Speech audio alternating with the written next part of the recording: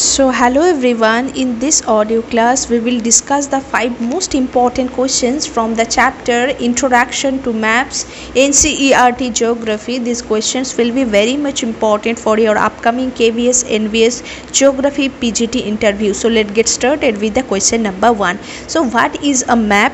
Explain why a map is considered a selective, symbolized and generalized representation of the earth. So a map is a two-dimensional representation of the whole or a part of the earth on a flat surface drawn to a definite scale. A map is called selective representation because it does not show every feature of the earth's surface. Only those features which are relevant to the purpose of the map are selected.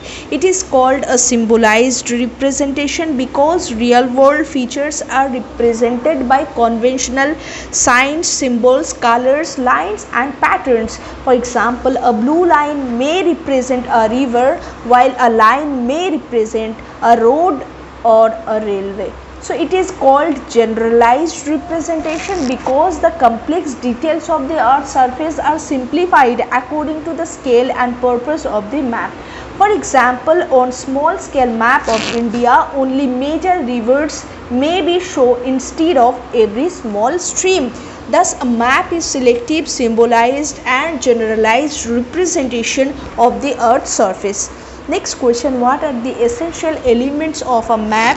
Explain the significance of scale, map projection, map generalization and map design. So the important elements involved in map making include scale, map projection, generalization and map design. Scale expresses the relationship between distance on the map and the corresponding distance on the ground. It enables us to measure the real distances from a map. For example, a map with a scale of 1:50,000 represents 1 unit on map as 50,000 of the same units on the ground. Next is map projection. So the earth is approximately spherical whereas the map is represented on a flat surface. Map projection provides a systematic method of transferring the earth's curved surface onto a plane. For example, different projections are used for the world maps depending on the purpose and area being represented. Next is map generalization. So generalization means simplifying and reducing unnecessary details according to the scale and purpose of the map. For example, a small scale map of India cannot show every village and minor road. Only important features are represented. Next is map design. So map design involves the appropriate arrangement and presentation of the elements such as symbols, colors, lettering, title and other information so that the map can be easily understood. Therefore, scale, projection, generalization and design together make a map useful, accurate and readable. Next question, how are maps classified on the basis of scale and function? Explain large scale and small scale maps with suitable examples. So on the basis of scale, maps are broadly classified into large scale maps and small scale maps. Large scale maps, these maps represent a relatively small area with greater detail. They show individual features more clearly. For example, a cadastral map showing individual fields, plots and property boundaries is a large scale map. Next is small scale maps. These maps represent a relatively large area but with less details. They are useful for showing broad geographical features. For example, a map of India or a world map is generally a small scale map. On the basis of function, map may also be broadly classified as general purpose map and specific purpose or thematic maps. General purpose maps show a variety of general features such as relief, drainage, settlement, roads and boundaries. Thematic maps are prepared to show a particular theme or subject such as population distribution, rainfall or agricultural production.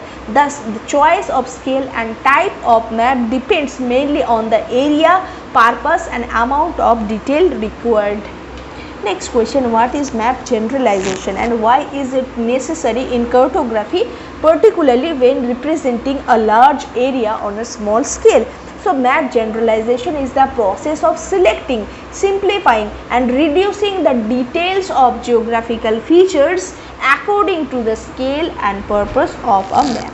It is necessary because a small scale map cannot accommodate all the details of a large area. If every features were shown, the map would become overcrowded and difficult to read. For example, a detailed map of West Bengal may show many rivers, roads and settlements, but on a small scale map of India, only major rivers, important cities and major transport routes can be shown. Therefore, generalization makes a map clear, readable and suitable for its intended purpose while retaining the most important information. And then is the next question, what is the difference between a map and a sketch and why is scale essential for representation to be considered a map? So a map is a systematic representation of the whole or a part of the earth's surface on a flat surface, generally drawn according to a definite scale and using conventional symbols. A sketch is a rough drawing of an area or route. It is generally not drawn to scale and does not necessarily follow precise cartographic conventions. The major difference is that a map provides a measurable and systematic representation, whereas a scale gives a rough idea of the relative location of features.